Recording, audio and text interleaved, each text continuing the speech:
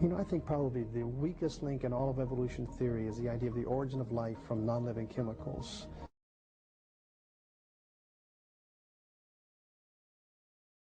It's probably easier to get from a cell to a person than it is to get from chemicals to life. The gap there is just so incredibly large.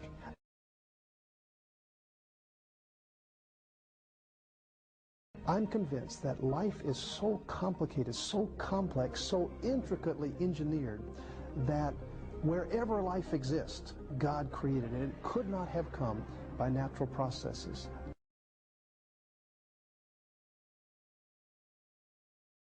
Life comes from a creator, and that creator tells us that he created life here on earth.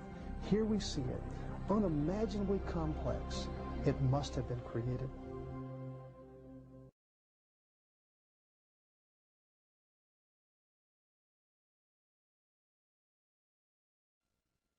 I believe humans evolved to where we are today from single-celled organisms based on the theory of Darwinism and natural selection. I don't think that there was any sort of divine intervention.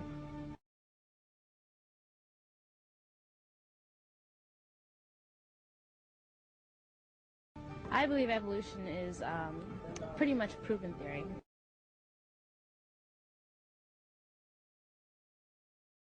I don't believe in a higher order. Just because the fact that I haven't seen any, proof or, concrete evidence of that, and until somebody shows me, that there is, then I'm going to have an aversion to organized religion, and I'm going to stay on the basis of chemical evolution.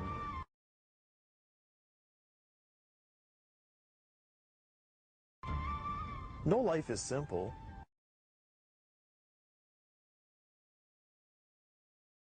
And all life shows the handiwork of a designer.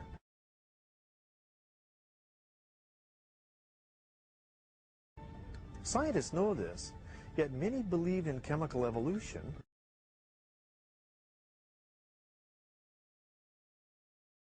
rather than be accountable to the Creator God of the Bible.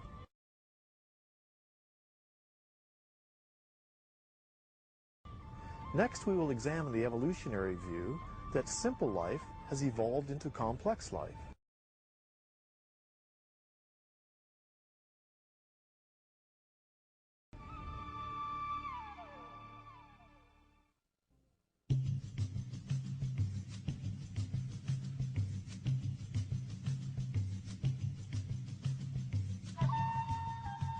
Assuming that life miraculously appeared on Earth,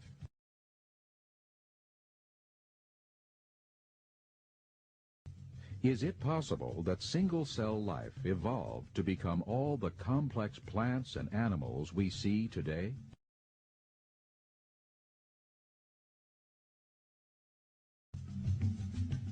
That was Darwin's idea that everything, every living thing on the earth eventually could be traced back to a common ancestor. The thing that Darwinists believe is that life, that all the species on Earth have evolved by a process of spontaneous genetic mutation, that's a spontaneous change in the DNA, which is the program for every living thing, coupled with natural selection, the survival of the fittest. The extraordinary thing is that although the theory has been pretty well accepted universally for over a century now, there is absolutely no direct evidence to support it at all.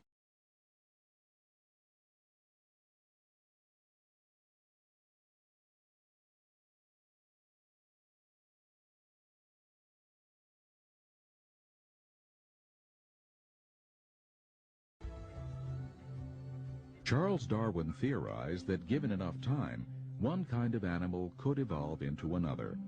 This is the basis for the evolutionary tree of life taught in biology.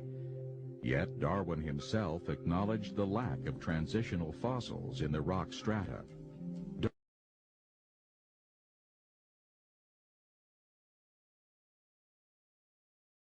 Darwin wrote, "Intermediate links? Geology assuredly does not reveal any such finely graduated organic chain, and this perhaps is the most obvious and serious objection which can be urged against the theory."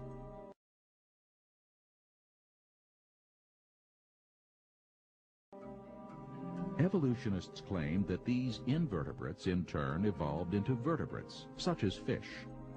However, over the last 150 years, scientists have unearthed billions of invertebrate and vertebrate fossils, and they have not found a single transitional form.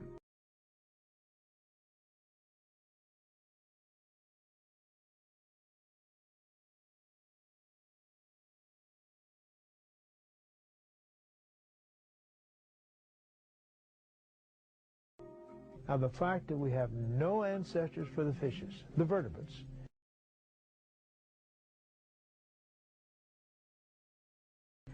we have no ancestors for the invertebrates,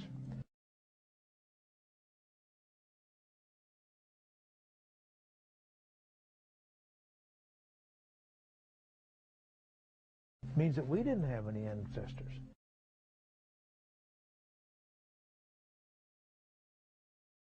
And evolution is impossible.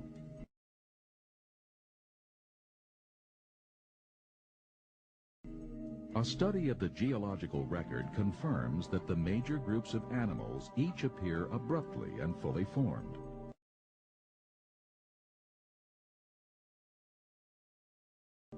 For example, within the insect world, there is enormous variety and complexity. Yet evolutionists offer no conclusive evidence that any of the insects evolved from a common ancestor.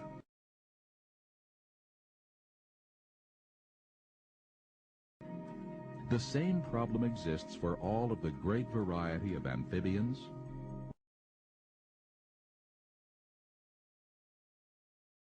reptiles,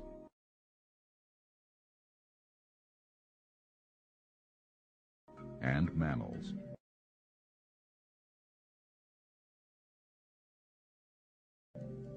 The evolutionary tree of life has no trunk nor branches.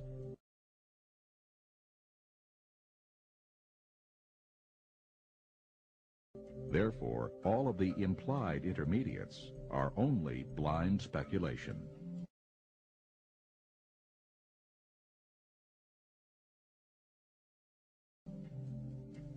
Sometimes Darwinists hold up examples of what they say are transitions. For example, I suppose the best known example is Archaeopteryx, which appears to be half dinosaur, half bird. The trouble is, when you look at the dinosaurs that it might have evolved from, what you find is that none of those dinosaurs had a collarbone, and birds all do have a keeled breastbone which holds the pectoral muscles, which enables it to flap its wings.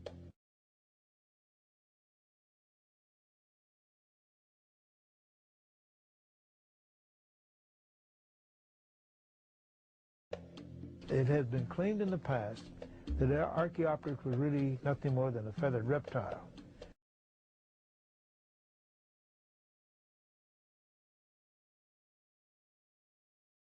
Well, I've never seen a reptile yet that you just stick a bunch of feathers in and kick it in the tail and it flies.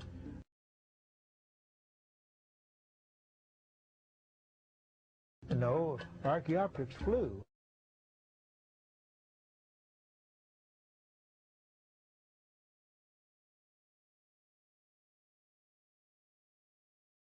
He had wings, and it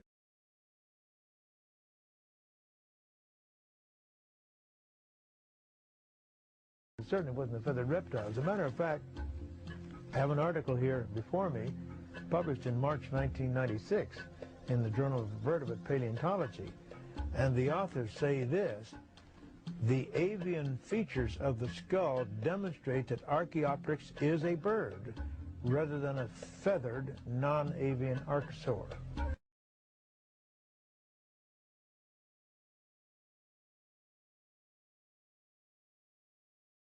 The most important missing link of all, of course, is the missing link between an ape-like ancestor and mankind. That's the missing link that most of us are interested in. Have we found that? Well, if you listen to Darwinists, you'd think that we found lots of them.